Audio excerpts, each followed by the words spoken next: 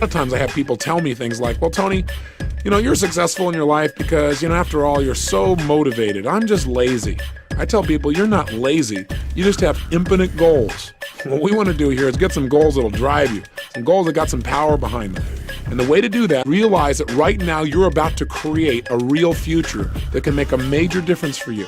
That right now you're not just writing words down on a page, that even though you don't know how this is going to happen yet, that if you get something that you really want and you make it strong enough and you find strong enough reasons, you will find a way.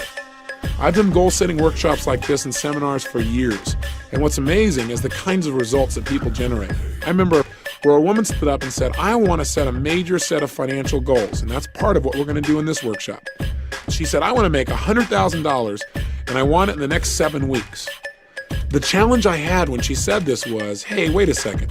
7 weeks is too short a period of time. This woman has never made over $30,000 in a year in personal income.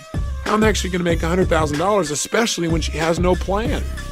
Now, while on the one hand, I'm not supportive of just setting goals arbitrarily like that, on the other hand, who am I to say what you're really capable of or not capable of?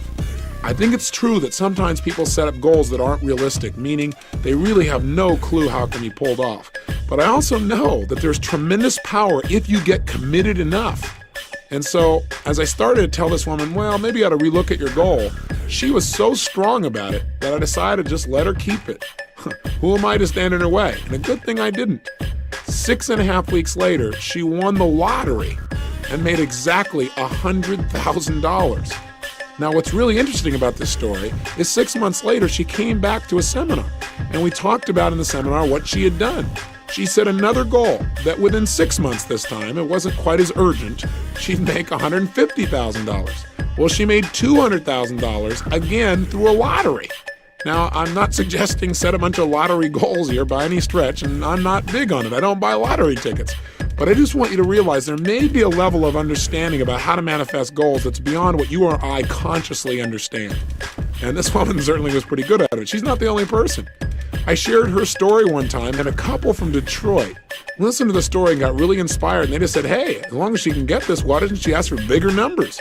We're going to do this thing, and we're going to make $1 million. And I got to kind of grit my teeth, and I said, look, that's not what I told the story for.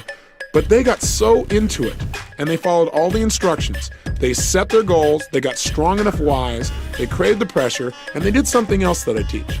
And that is to make your goals so real, once you know what your goals are, to make them so real in your mind that it feels as if you already have them.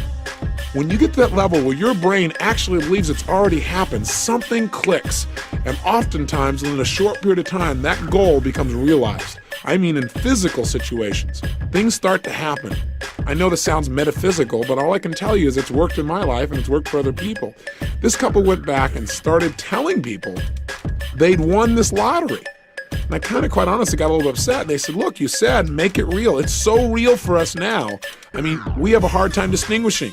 And sure enough, they did not win the lottery 2 times in a row. But the 3rd time they won, and they won over $1 million. Their story's pretty legendary in our alumni group in the Detroit area, and in fact, across the country. So I want you to know that people around them said they were nuts, but they understood the power of being able to create something first in our mind. Everything around you in your life right now started out at one time as a thought. I mean, think about it. What are some things that you have in your life right now? Some relationships, some people, some skills, some beliefs, maybe a job that once was nothing but a goal. You're in that same moment now of creation.